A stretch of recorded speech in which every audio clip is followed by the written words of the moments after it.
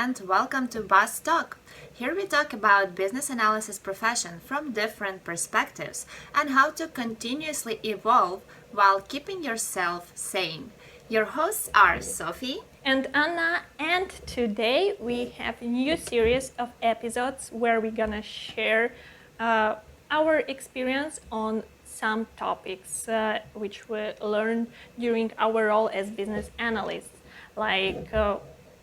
Today we're gonna speak about interviews, since we do a lot of interviews with Sophie in our company, and I've been doing them maybe for more than the 7 years so already, both in the position of business analyst and even previously as a talent acquisition manager. So we know something about it, at least we think so. So if you're interested about what things you need to do before the interview or what question are our favorites during the interviews, stay with us. Yep, so let's start. Anna, what are the main points for you when preparing for the interview? Preparing for the interview, both myself and what I do expect from the candidate which I'm interview is that the candidate do the research about the company, about the position, because it's super important, in the business analyst role, that you know what you're committing to, what the company is looking for. And also, while you're doing the research, you may see what terminology the company gonna use. Would it be some standard terminology from IIBA, or would it be some different terminology, for instance, from Institute of Requirements Engineering, which is slightly different, at least in my experience. So that's a good point, at least to start with. So if you know both, for you it's not a challenge, but if you don't, just check it out.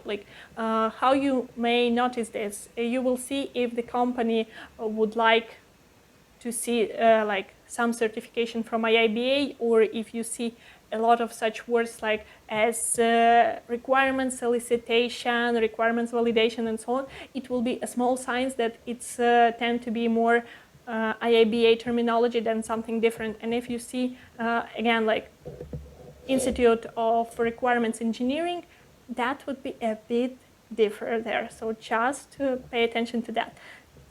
So the terminology and the research is the key. Also, when you do apply for the job, check it out the responsibilities, because the responsibilities for the same role in the same companies, in different companies, could differ a bit. So just understand what you're committing to. Yeah, I would totally agree here. The due diligence, as I like to call it, is I think the main point when you prepare to any job interview, and just make sure that you read the job description, because sometimes I feel that people just going to the interviews without properly getting acquainted with the job description, and they just not really aware what they're being interviewed for, and then they get disappointed that they didn't pass the interview because they were not aware which sides maybe of their experience need to be highlighted. The interviewers, they don't have time to listen about all of your experience in your life. You only need to tell something that is relevant for the job description that you're applied for and for the position you're being interviewed for. So make sure you know what it is, and make sure you highlight this during the interview. Yeah, I totally agree with you. And just clarification also from my side is that think about your achievements, what you've did in the past, really about your achievements that you're happy about, because saying that you're doing requirements analysis or you're conducting interviews, that's a big part of our daily work, definitely true, but think about the bigger achievements that you have in your past. and what you... And also to think about failures. Sorry, Anna, for No interrupting you, worries. because yeah, sometimes you will think of the achievements and it's great. I'm sure we all have those, but sometimes you can be asked like, what is your biggest failure, or what did you learn from your biggest, not biggest, maybe it's just some failure, and you will be stuck there. I'm sure, because I've been in those situations, and if you don't prepare ahead, then you will have hard times replying that uncomfortable question. Yeah, totally. And let's move smoothly to our favorite questions. So I would start that I have two favorite questions. Is that first is BA process establishment.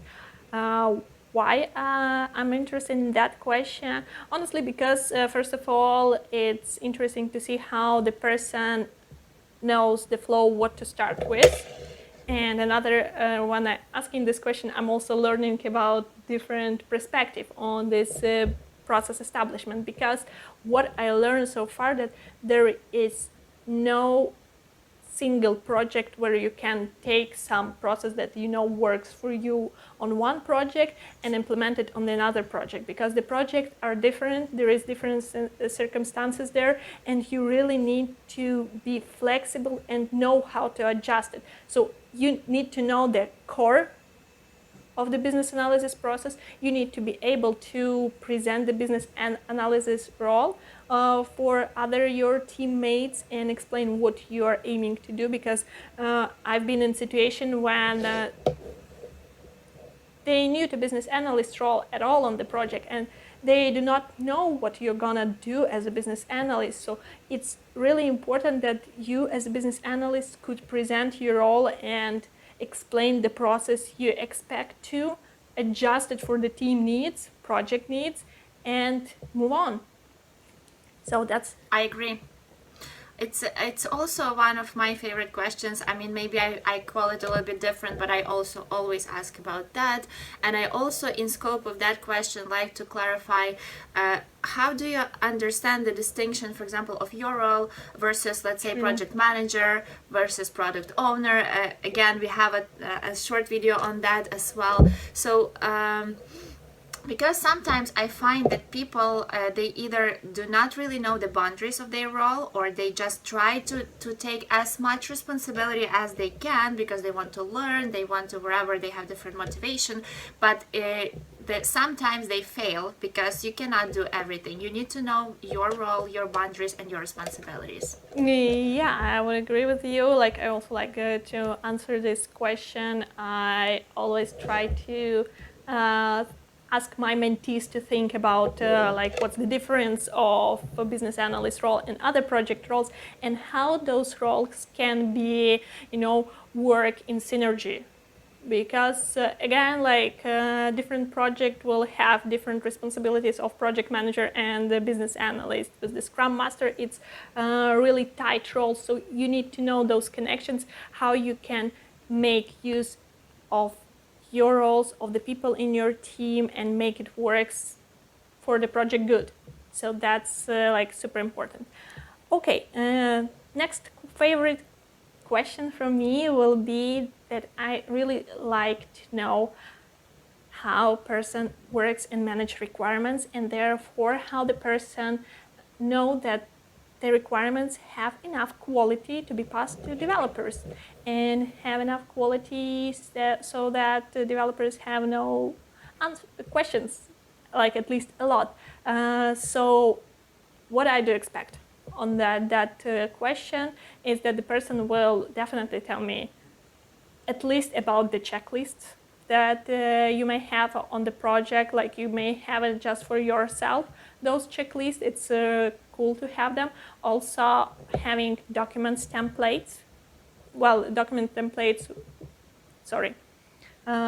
Also having requirements templates. Well, requirements templates, it really depends on the project. The more your project is regulated, the more you have a need to have those documents templates there. And the last thing, and like super important, like which I would like to hear in the first place, is definition of ready. Like definition of ready, it's also the checklist in like in a global sense, which you may use to understand whether your requirement is ready to pass for your development team. And those definitions of ready, you're setting up with your team, even though there is some global understanding what should be there. So yeah. Sophie, what do you think about that? Yeah, it's definitely a must-have question during each interview. I also do ask those questions. Also, I would like to give a little hint here when it comes to checklists.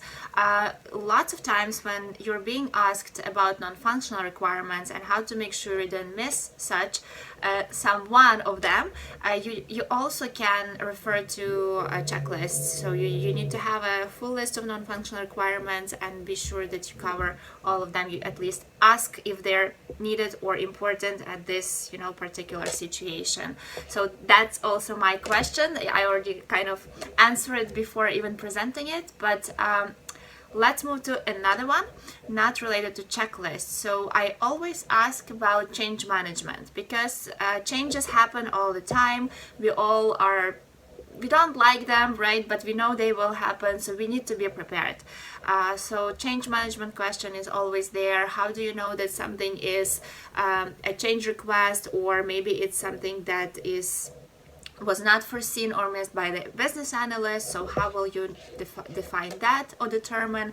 How will you formally present change requests? How will you know that it's approved to be taken into development? How those negotiation process should happen, and should it be you or maybe someone else who does this negotiation? So I like to know everything about change management and person's take and experience in that. Yeah, that's a good one. Like actually, honestly, this particular question I ask when I do not hear the answer in business analyst process establishment, maybe like also BA approach.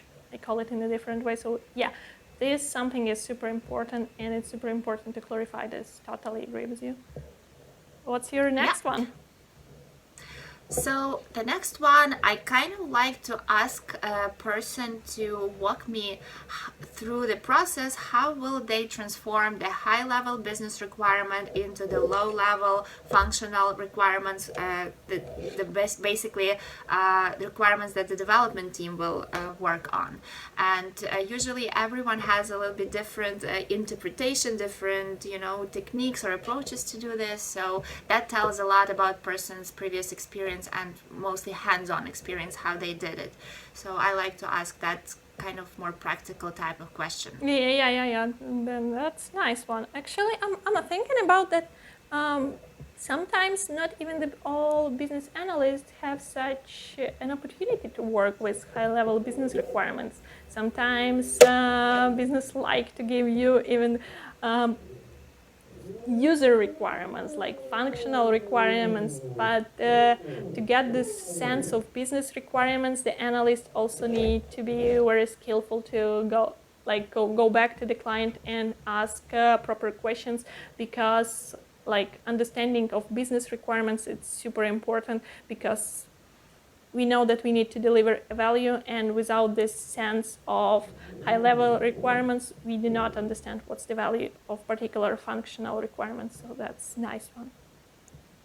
Totally agree with you, Anna. And yeah, if someone doesn't have that experience, of course, the question can be adjusted. How do you transform user requirements into functional? Yes, but anyways, everyone has this. How do you start, basically? Because it's easy to say when the process is there and when you just do some operational activities. But when you have to approach something, it's always harder, to do. So if the person has this experience, it's very important for me to hear. Yeah. What is your next favorite question? I think that we cover most of them. Really, I'm not thinking that we need to go into some detailed practical question on user stories and use cases, because I do also ask them, but my favorite is really about organization, the process, and measuring the quality, because this is key things that the person needs to know. Maybe another thing that I would consider important is experience on the different project stages and working with UX team. Why UX team? Because sometimes UX team do a lot of activities that connects to business analysis activities, as we spoke already about knowing their roles and their responsibilities. It's also important here, and that's kind of it for me. Yeah, that was nice. I think we gave a pretty good overview of what you can expect during the business analysis interviews and even some tips how to actually answer those questions. We can do more videos like that. If you're interested in the topic, we can do interview question answer even format. But please let us know if that is relevant, if that is interesting. If so, we are happy to share more of our experience on that. Please like, subscribe, and set the bell to ring every time we upload a new videos. And we'll see you next time. Yes, see you soon, and wait for our next episode in this series as well. Bye bye. Have a nice day. Thank you. Bye bye. Stay tuned.